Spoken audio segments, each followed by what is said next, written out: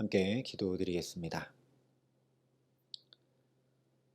아버지 하나님, 우리의 믿음의 고백 그대로 주님의 그 온전한 참 사랑으로 이 시간 역사하여 주셔서 우리 마음과 영혼이 뜨겁게 하시고 우리 몸과 마음과 삶에 새 힘을 허락하시어 이 하루 주와 동행함에 부족함 없도록 이 시간 성령으로 우리를 붙드시고 함께하여 주시옵소서. 예수님 이름으로 기도합니다. 아멘. 오늘 우리에게 주시는 하나님 말씀은 민수기 34장 1절부터 29절까지의 말씀입니다. 민수기 34장 1절부터 29절 전체인데 오늘 먼저 1절부터 18절 말씀까지만 봉독하도록 하겠습니다. 민수기 34장 1절부터 18절까지 말씀을 제가 봉독해 드리겠습니다. 하나님의 말씀입니다. 여호와께서 모세에게 말씀하여 이르시되 너는 이스라엘 자손에게 명령하여 그들에게 이르라. 너희가 가나안 땅에 들어가는 때에 그 땅은 너희의 기업이 되리니 곧 가나안 사방 지경이라. 너희 남쪽은 에돔 곁에 접근한 신광야니 너희의 남쪽 경계는 동쪽으로 염해 끝에서 시작하여 돌아서 아그랍빔 언덕 남쪽에 이르고 신을 지나 가데스 바네아 남쪽에 이르고 또 하살 아다를 지나 아스몬에 이르고 아스몬에서 돌아서 애굽 시내를 지나 바다에까지 이르니라. 서쪽 경계는 대해가 경계가 되나니 이는 너희의 서쪽 경계니라. 북쪽 경계는 이러하니 대해에서부터 호르산까지 그어라. 호르산에서부터 그어 하맛 어귀에 이르러 스닷에 이르고 그 경계가 또 시브론을 지나 하사레난에 이르나니 이는 너희의 북쪽 경계니라. 너희의 동쪽 경계는 하사레난에서 그어 스밤에 이르고 그 경계가 또 스밤에서 리블라로 내려가서 아인 동쪽에 이르고 또 내려가서 긴네렛 동쪽 해변에 이르고 그 경계가 또 요단으로 내려가서 염해에 이르나니 너희 땅의 사방 경계가 이러하니라. 모세가 이스라엘 자손에게 명령하여 이르되 이는 너희가 제비 뽑아 받을 땅이라. 여호와께서 이것을 아홉 지파 반쪽에게 주라고 명령하셨나니 이는 르우벤 자손의 지파와 갓 자손의 지파가 함께 그들의 조상의 가문에 따라 그들의 기업을 받을 것이며 므낫세의 반쪽도 기업을 받았음이니라. 이 두 지파와 그 반지파는 여리고 맞은편 요단 건너편 곧 해돋는 쪽에서 그들의 기업을 받으리라. 여호와께서 또 모세에게 말씀하여 이르시되 너희에게 땅을 기업으로 나눌 자의 이름은 이러하니 제사장 엘르아살과 눈의 아들 여호수아니라. 너희는 또 기업의 땅을 나누기 위하여 각 지파에 한 지휘관씩 택하라. 아멘. 오늘 말씀은 가나안 땅에 들어갈 때 기업으로 받게 되는 땅의 경계들과 그 땅의 분배 방법에 대해 말씀해 주고 있습니다. 그런데 우리가 말씀을 살피기 전에 앞서 26장에서 두 번째 인구조사를 시행한 이후에 무슨 일들이 펼쳐졌는가 먼저 생각해 볼 필요가 있습니다. 인구조사의 목적은 물론 20세 이상의 남자의 숫자를 계수해서 가나안에서 치를 전쟁을 준비하도록 하는 것이었습니다. 그 두 번째 목적은 그 계수된 숫자에 따라서 가나안 땅을 분배하기 위함이었습니다. 그래서 이 인구조사 직후에 27장에서는 슬로브앗의 딸들처럼 아들이 없거나 남자가 없어서 기업을 받을 수 없는 경우들에 대한 예외 조항을 확정해 주셨습니다. 이어지는 28장, 29장에서는 제사와 절기를, 30장에서는 서원을 말씀해 주시므로 이제 그 가나안 땅에 들어가 살 때에 예배함으로 그리고 말씀을 청종하여 지켜 행함으로 살아갈 것을 말씀해 주셨습니다. 또 31장에서는 미디안과의 전쟁에서 크게 승리하고 전리품을 분배하게 하심으로 가나안 정복 전쟁을 연습하도록 하셨습니다. 또 32장에서는 르우벤, 갓, 므낫세 반지파에게 요단 동편 땅을 기업으로 확정했고 33장에서는 광야 40년 동안의 여정을 쭉 기록하는 것을 통해 가나안 땅에서의 삶도 여전히 은혜를 덧입어 죄를 몰아내고 하나님과 동행함으로 살아가게 될 것을 말씀해 주셨습니다.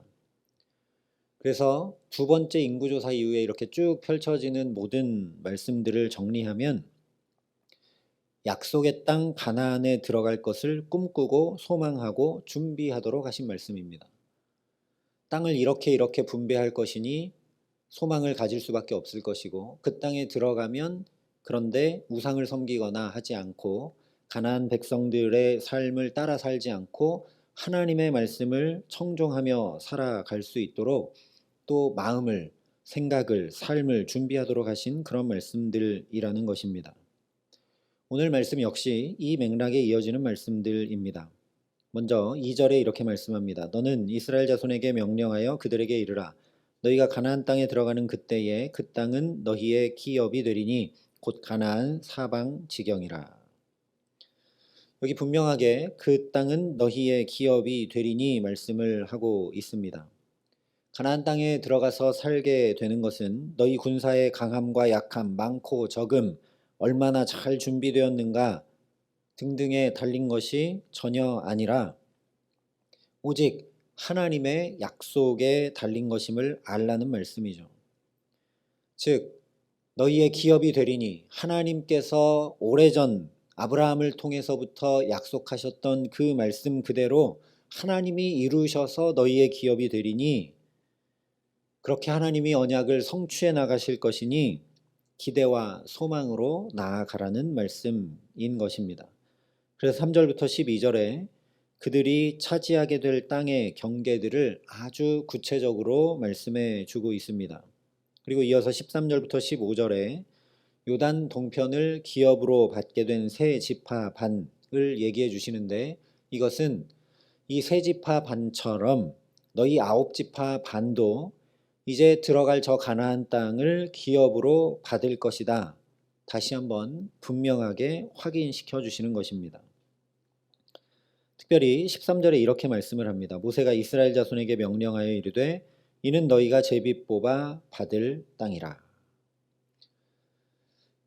사실 이 말씀은 여기에서 처음 하신 말씀은 아닙니다. 26장에서 두 번째 인구조사를 할 때도 이미 똑같이 제비 뽑아 땅을 분배하라 말씀해 주셨습니다. 뿐만 아니라 바로 앞 33장 54절에서도 너희의 종족을 따라 그 땅을 제비 뽑아 나눌 것이니 수가 많으면 많은 기업을 주고 적으면 적은 기업을 주되 각기 뽑은 대로 그 소유가 될 것인즉 너희 조상의 지파를 따라 기업을 받을 것이니라 말씀을 해 주셨습니다. 그러니까 오늘 13절의 말씀은 제비 뽑아 나눈다는 말씀을 세 번째 해주시는 말씀이 되는 것이죠. 이 삼위 완전수인 것을 생각할 때 오늘 또 말씀해 주시는 것은 하나님의 약속이 온전한 약속이라는 것을 확인시켜 주시는 말씀입니다. 하나님께서 말씀하신 대로 반드시 이스라엘이 가나안 땅에 들어갈 것이며 그 땅에 그냥 들어가서 전쟁만 하는 것이 아니라 그 땅을 자신들의 기업으로 받아 누리게 될 것이니 믿음과 소망을 잃지 말고 담대히 나아가라는 하나님의 말씀입니다. 그런데 사실 창세기에서 야곱이 영안이 환히 열려서 12아들들을 축복할 때 스불론 지파는 해변에 거하고 그 지경이 시돈까지 이를 것이다 예언을 해 주었습니다. 또 아셀 지파는 왕의 수라상을 맡아 제공할 만한 풍요로운 땅을 얻을 것이다. 유다 지파는 포도주를 넉넉히 생산할 비옥한 땅을 얻게 될 것이다. 야곱이 다 예언해 주었습니다. 그러니까 12지파가 얻게 될 땅은 이미 다 예언되어 있는 것이죠. 그런데 오늘 하나님께서 세 번째로 제비를 뽑아 분배하라 하고 계시는 이유가 무엇인가? 잠언에 보면 제비는 사람이 뽑으나 모든 일을 작정하기는 여호와께 있느니라 말씀하고 있습니다. 바로 이것입니다. 이미 야곱을 통해 각 지파가 얻을 땅이 어디인지 예언이 다 되어 있는데 또 제비를 뽑아 땅을 나누라 하신 이유는 하나님의 행하심을, 하나님의 말씀이 이루어져 가는 것을 너희가 직접 확인하고 동참하라는 의미입니다. 야곱을 통해 예언해 주신 말씀이 어떻게 이루어져서 하나님께서 정확히 그 땅을 그 지파에게 주시는지 하나님의 행하시는 일 한가운데 동참하도록 하신 것이 바로 제비 뽑기라는 말씀입니다. 오늘 말씀 그대로 하나님은 이스라엘을 가나안으로 인도해 가시고 반드시 그 땅을 주실 것입니다. 그러나 이스라엘이 그 되어져 가는, 이루어져 가는, 성취되어 가는 그 하나님의 일에 동참하고 동행하지 않은 채 방관하거나 또는 거기에 억지로 끌려가기만 하는 것은 아무 의미가 없게 됩니다. 우리도 마찬가지죠. 하나님의 일이 지금도 이루어져 가고 있는데 나는 그 자리에 있지 않고 다른 데 있거나 또는 억지로 여기에 있거나 하면 하나님의 말씀이 이루어져 가는 것은 내게는 아무 의미가 없습니다. 그렇게 생각하지 않더라도 우리가 그냥 거저 받은 것들은 귀하거나 소중하게 잘 여기지 못하게 되죠. 하나님이 반드시 그 땅을 주실 것인데 이스라엘은 그냥 감 떨어지듯이 가만히 있고 하나님이 다 알아서 해주시고 그 땅에 들어가고 하면 이스라엘에게는 그 가나안 땅이 그리 귀히 여겨지지 않고 소중히 여겨지지 않게 마련입니다. 그래서 이런 이유들로 인해서 하나님께서 이스라엘을 초대하고 계시는 것이죠. 하나님의 일에 동참하라고, 하나님의 역사에 함께하라고, 하나님의 말씀이 이루어지는 그 자리에 너희가 있으라고, 언약의 말씀을 너희의 손으로 이루어가라고 말도 안 되는 영광 가운데 이스라엘을 붙들고 계시는 말씀이 바로 오늘 말씀입니다. 그렇기 때문에 오늘 마지막 18절도 이렇게 말씀을 합니다. 너희는 또 기업의 땅을 나누기 위하여 각 지파의 한 지휘관씩 택하라. 하나님께서 주시는 땅이니 그저 그냥 받으면 되는 일인데 여전히 기업의 땅을 나누기 위해 각 지파의 한 지휘관씩 택하라 말씀을 하십니다. 이 역시 어떤 이해관계나 힘의 강약에 따라 불공정한 분배가 이루어지지 않고 말씀을 그대로 이루어 가시는 하나님의 일하심에 동참하라는 말씀입니다. 하나님이 주시지만 각 지파의 한 지휘관씩 택해서 그 지휘관들을 통해 공정하게 또 의롭게 불공정한 분배가 이루어지지 않도록 너희가 관리 감독하며 또 그 기준들을 하나님이 말씀해 주신 기준들이 그대로 실행되어져 갈 수 있도록 하나님의 말씀을 이루는 일에 너희가 동참하고 이루고 행해 가라는 말씀입니다. 그래서 우리가 잘 아는 히브리서 11장에 믿음은 바라는 것들의 실상이요 보지 못하는 것들의 증거니 선진들이 이로써 증거를 얻었느니라 말씀한 것입니다. 하나님께서 가나안 땅을 반드시 주시고 그 땅을 인구 조사한 결과 그대로 수요의 많고 적음에 따라 나누어 주신다 하는 그 말씀을 정말로 믿는다면 하나님이 그렇게 주실 것이기 때문에 지금 제비를 뽑아서 그 땅을 분배할 준비도 하고 그 일이 잘 진행되어져 갈 수 있도록 불협화음이 없도록 하나님 말씀하신 그대로 행해져 갈 수 있도록 각 지파마다 지휘관을 세워 가야 하는 것이죠. 하나님 주시니까 난 그냥 가만히 있고 그러다 보면 받겠구나 하는 것은 믿음이 전혀 아니라는 것입니다. 믿음은 바라는 것들의 실상입니다. 정말 하나님이 행하실 것을 믿는다면 그렇게 되어질 것이기 때문에 나의 삶을 그렇게 되어져 가도록 드리고 그 말씀을 이루는 일에 최선을 다하며 나아가는 것이 믿음이라는 것이죠. 전에도 한번 말씀드린 바 있지만 예를 들어 부모님에게 어린아이가 뭐 이런 장난감을 사주세요. 어느 정도 좀 자라면 이게 필요합니다. 그렇게 요청할 때 그냥 막무가내 얘기하는 것은 떼를 쓰는 것에 불과합니다. 그런데 이 아이가 저는 이것이 꼭 갖고 싶습니다. 이게 필요합니다 하면서 돼지저금통에 100원이라도 넣고 200원이라도 넣고 하면서 제가 이렇게 할 테니 아버지도 도와주세요 하는 것은 믿음이라는 것이죠. 바라는 것들의 실상이 믿음입니다. 그러니 오늘 말씀은 믿음으로 행하여 하나님의 일에 동참함으로 말씀을 이루는 축복을 누리도록 도우시고 붙드시는 하나님의 놀라운 사랑인 것을 알게 됩니다. 이스라엘은 지금 사실 가나안 땅을 눈앞에 둔 건너편 모압 평지에 있습니다. 그런데 어떤 의미로 아무것도 하지 않고 어떤 준비도 잘 하고 있지 못합니다. 그런데 그들 가운데 하나님이 이제 제비도 뽑으라고 하고 각 지파의 지휘관 한 사람씩을 택해 세우라고 말씀해 주시는 것은 그들을 세밀히 살피셔서 소망을 가지고 더욱 믿음에서 믿음으로 나아갈 수 있도록 도우시고 붙드시는, 인도하시는 하나님의 사랑이죠. 말씀을 이룰 수 있도록, 그래서 온전함에 이를 수 있도록 이스라엘을 초대하고 함께 하시는 동행의 사랑의 말씀이 바로 오늘 말씀이라는 것입니다.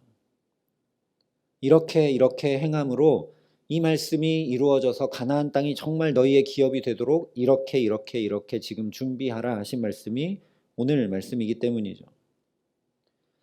오늘 우리도 마찬가지라는 것입니다. 이 하루를 시작하며 하나님이 우리에게 말씀을 들려주시는 것은, 하나님의 말씀 앞에 엎드려 기도하게 하시는 것은, 또한 우리의 여러 가지 상황과 환경과 문제와 또 오늘 해야 될 모든 만남과 일들을 하나님 앞에 올려드리며 먼저 기도하게 하시는 것은, 하나님이 우리에게 말씀을 듣게 하시고 지혜를 얻게 하시고 하나님과 함께 동행하게 하심으로 온전함에 이르는 복된 삶을 오늘도 살아가라고 저와 여러분을 붙드시는 하나님의 사랑인 줄 믿습니다. 그러니 오늘도 이 첫 걸음부터 하나님이 그 사랑으로 우리를 여기 붙들어 주셨으니 하루 내내 이 하나님의 온전한 사랑에, 오직 이 주의 사랑에 메인바 되어 살아가는 복된 날 되게 하시기를 간절히 기도합니다. 그래서 오늘 우리의 걸음걸음이 내가 계획하고 내가 준비하고 내가 내 지혜와 능력으로 행하는 것이 아니라 하나님이 이렇게 준비하고 이렇게 행해가라고 내게 지혜를 주시고 말씀해 주신 그 말씀을 따라 하나님의 행하심과 하나님의 이루심의 그 축복의 자리에 동참하는 걸음걸음들 되게 하시기에 우리를 통해 하나님의 말씀이 이루어져가는 귀한 은총 누리게 하시기를 우리 구주 예수 그리스도의 이름으로 간절히 축원합니다. 함께 기도하시겠습니다. 사랑과 은혜가 풍성하신 아버지 하나님, 힘도 지혜도 능력도 부족한 우리들에게 또 말씀하여 주시고 그 주님의 말씀이 감히 우리의 삶을 통해 우리의 걸음을 통해 온전히 이루어져가는 축복을 누릴 수 있도록 지혜로 성령으로 말씀으로 우리를 붙드시니 감사합니다. 하나님, 첫 걸음부터 주 앞에 주님의 사랑에 온전히 메인바 될 수 있도록 오늘도 이렇게 엎드려 기도하게 하셨사오니 우리 하루의 모든 걸음 내내 주께서 동행하여 주심으로 주의 이루시는 일 가운데 주의 말씀이 성취되는 그 한복판에 우리의 걸음이 함께 동참할 수 있도록 우리를 붙들어 주셔서 주님의 말씀이 우리 가정과 자녀들과 일터와 모든 삶에 주의 몸된 교회에 오늘도 온전히 이루어져가는 축복을 가득 누리는 복된 삶 살아감에 부족함 없도록 우리 모두와 함께하여 주시옵소서. 이제는 친히 우리의 구원이 되신 우리 구주 예수 그리스도의 은혜와 그 독생자 예수 그리스도를 아낌없이 내어주신 아버지 하나님의 놀라우신 사랑하심과 오늘도 주와 동행하고 온전한 주의 말씀이 이루어지는 일에 동참할 수 있도록 우리를 도우시고 붙드시는 성령 하나님의 교통하시고 역사하심이 여기 머리 숙여 우리가 믿는 바대로 바라는 것들의 실상을 우리 손으로 우리 걸음으로 주와 함께 동행함으로 살아가기를 소원하고 결단하는 여기 모인 모든 주의 성도들과 사랑의 빛교회 모든 교우들과 이 나라 이 민족과 이 귀한 복음을 오늘도 세계 만방에 전하시는 선교사님들 가운데 이제로부터 영원토록 함께 하시기를 간절히 축원하옵나이다. 아멘.